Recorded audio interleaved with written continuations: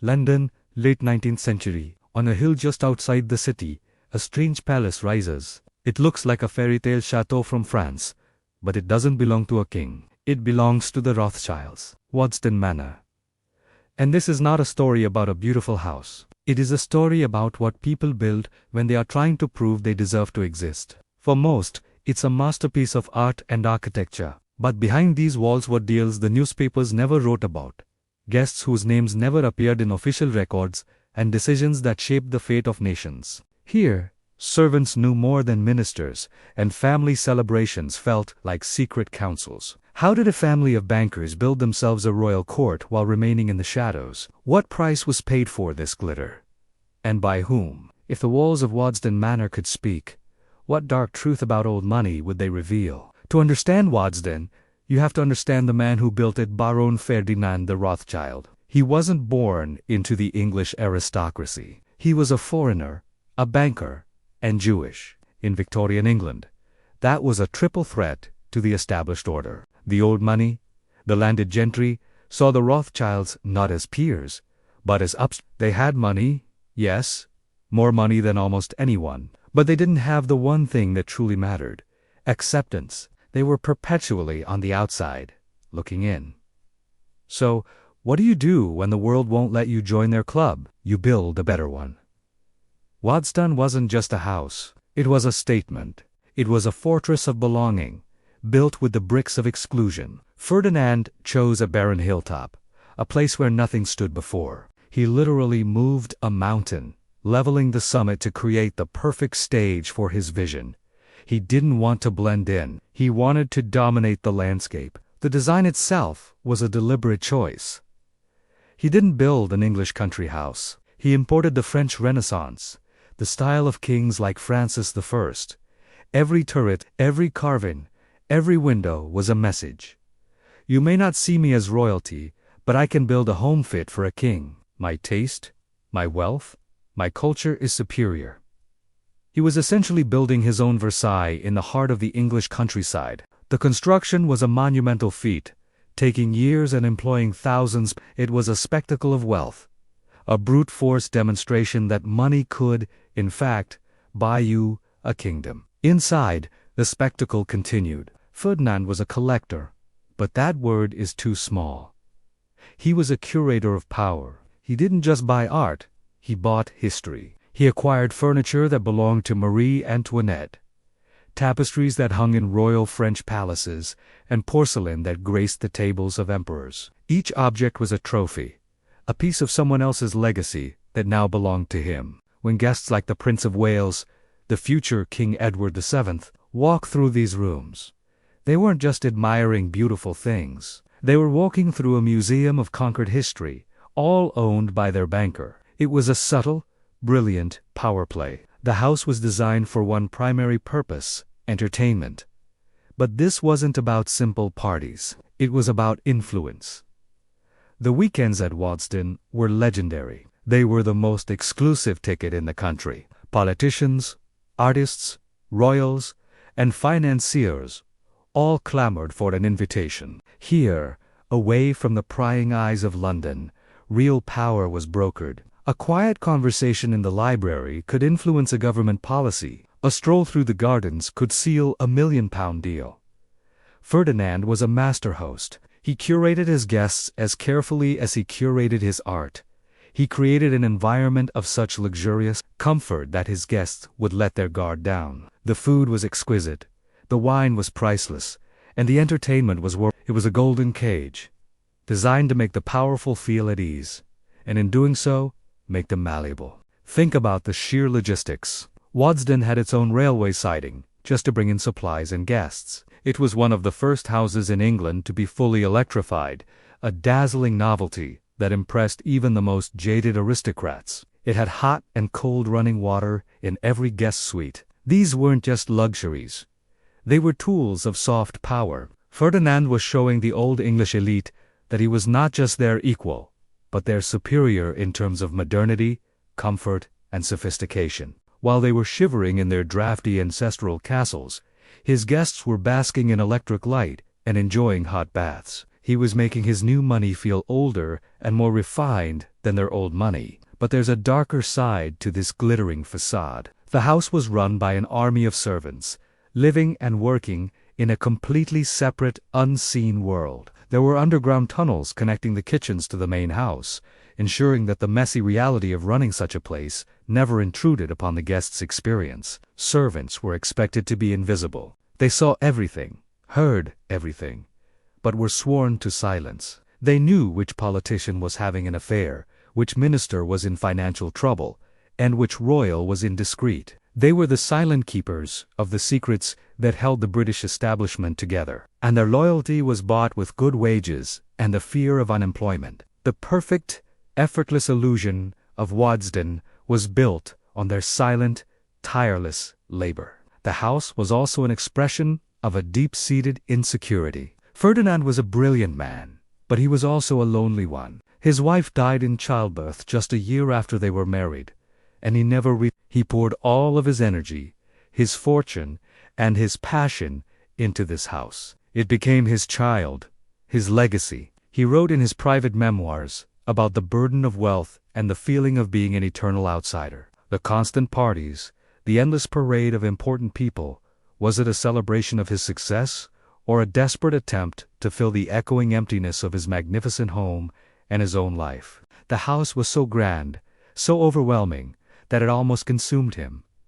It was a fortress, but fortresses are also prisons. And what about the source of this immense wealth? The Rothschild fortune was built on international finance, on banking, on lending money to governments, often to finance wars, while the public saw the beautiful art and the glamorous parties. The foundation of Waddesdon was laid with the profits of a global financial empire that operated beyond the scrutiny of any single nation. The decisions made in quiet rooms here could affect the lives of millions of people they would never meet. The interest rates on a loan to a foreign government, the financing of a railway in a distant colony, these abstract financial instruments had very real-world consequences. Waddesdon, in a way, was the beautiful face of a global system that was often ruthless and exploitative. It was a palace built on the invisible architecture of international finance. When Ferdinand died, he bequeathed the manor to his sister, Alice. She was a formidable character in her own right,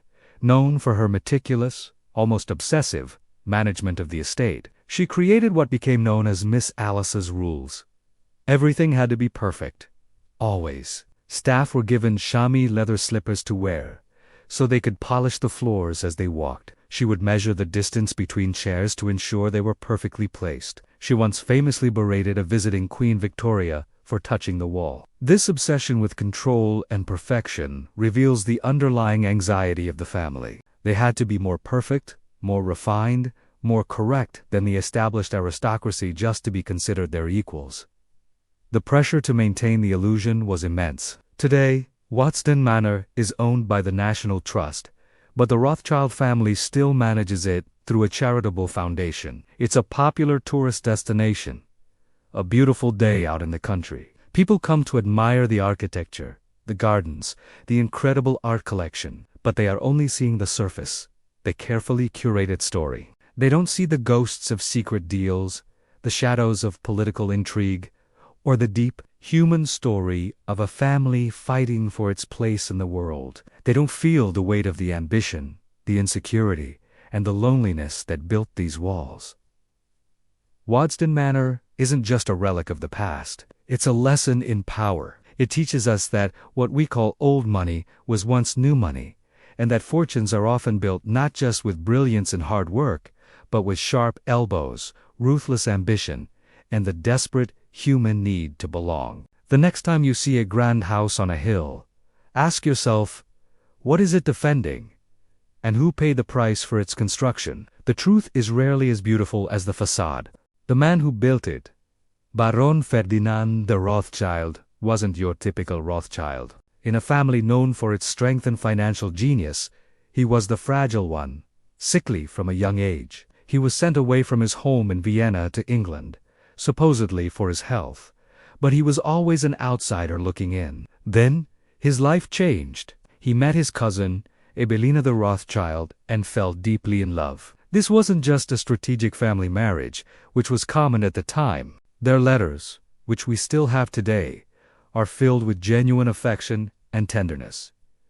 They were truly happy. For a brief, beautiful moment, Ferdinand had found his place, his person, but their happiness was tragically just 18 months after their wedding. Evelina died while giving birth to their son, who also did not survive. Imagine the devastation. One moment, he's a husband and an expectant father. The next, he's completely alone. The historical records don't say much about his grief. Men of his era, especially men of his status, were expected to be stoic. But you don't need a diary to understand the depth of his pain. You just need to look at what he did next. This is where the story takes a turn. Ferdinand, the man from a dynasty of bankers, effectively walked away from the family business. He turned his back on the world of finance that had defined his family for generations. Instead, he started to collect.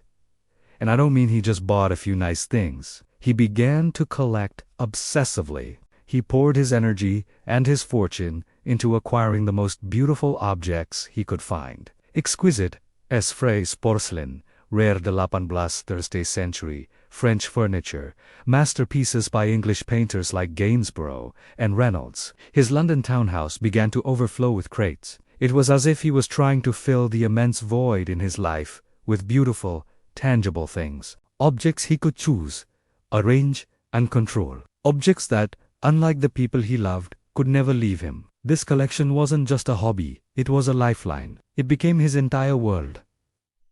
But soon, his London home was bursting at the seams. The collection had grown so vast, so magnificent, that it needed more than just a house.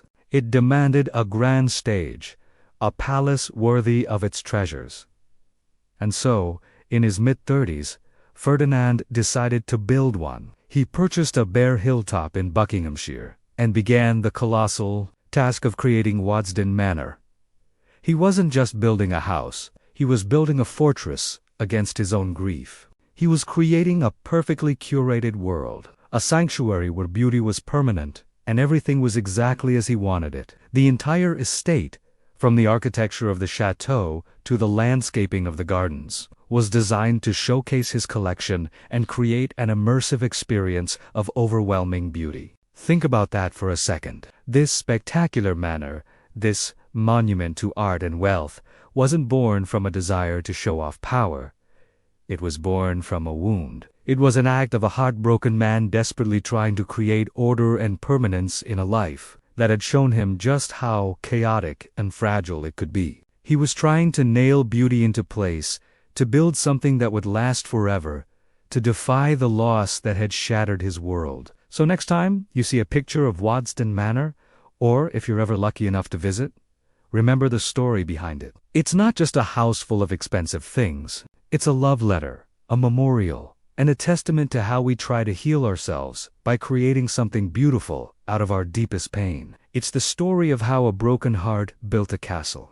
He chose a hilltop, an impractical, defiant statement. He hired a French architect to build a French chateau in the English countryside, a symbol of European taste to impress an English aristocracy that still saw his family as foreign upstarts. This wasn't just building a house. It was crafting a stage. And then, the performance began. The guest list was a who's who of the British establishment, headlined by the Prince of Wales himself, the future King Edward VII. He became a regular, a fixture at the legendary weekend parties. Imagine it.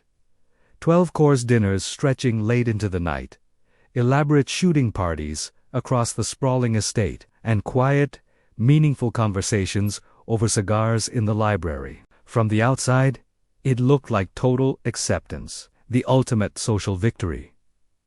But that was only half the story. Beneath the gilded reception rooms, beneath the laughter and the clinking of champagne glasses, lay a hidden world, a maze of servant corridors. Dozens of staff, invisible and flawless, were the engine that made the magic happen. A bell would ring somewhere upstairs, and down below, someone would run. This was the unwritten bargain of old money. Spectacular beauty, built on the relentless, unseen labor of people who would never be allowed to belong in the very rooms they so perfectly maintained.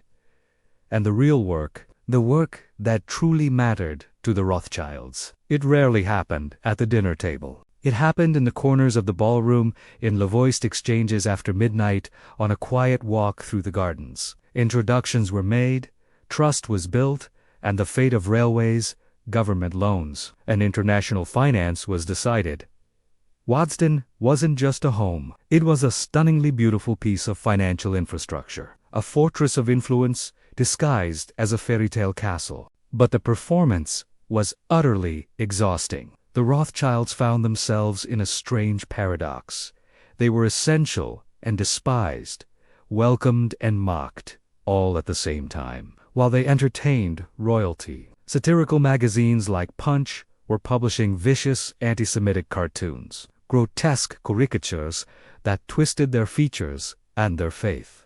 They heard the snide drawing room quips about Jewish millionaires, the whispers that followed them even through their own grand halls. Their answer to this hostility wasn't to retreat, it was to escalate. More art, more lavish parties, more guests, more perfection. If they were going to be scrutinized, they would give the world an impossibly high standard to judge them by. They would be so dazzling, so cultured, so undeniably brilliant, that the prejudice would have to fall away. At least, that was the hope. Then, the world began to fracture. World War I ripped through Europe, tearing the family's powerful transnational network apart. The very fabric of Waddesdon changed. The staff shrank as footmen, gardeners, and stable boys enlisted to fight. Some of their names are now carved into the local war memorial. They never returned. The house that was built to symbolize safety and permanence had failed its deepest promise. It couldn't protect its own. And then, after the war to end all wars, came the true storm. The Nazis rose to power in Germany, and their ideology was built on a foundation of hate. The Rothschilds' name wasn't just criticized, it was explicitly targeted. They were turned into a symbol of everything the Nazis hated: international finance, modern art, Jewish success. Suddenly, Waddesdon's purpose shifted. Desperate letters began to arrive from relatives in Austria and Germany, pleading for help. The chateau, built to prove belonging, became an operations room for survival. In 1940, the lights at Waddesdon went out. The performance was over. Thick blackout curtains smothered the ornate windows, and the magnificent chandeliers went dark. The weekend parties were a distant memory. And then, a strange request came from the government. With London facing the Blitz, would Waddesdon shelter the nation's art? Soon, unmarked trucks began to arrive, carrying priceless treasures. Crates from the National Gallery filled the grand halls, hiding Rembrandts and Gainsboroughs in the wine cellars and basements. It was the ultimate, staggering irony. A house built by Jewish immigrants to prove their cultural worth to Britain was now physically protecting the very heart of British heritage from a regime dedicated to their annihilation. The family that was once seen as outsiders was now the guardian of the nation's soul. After the war, James the Rothschild returned to a changed world. The house stood.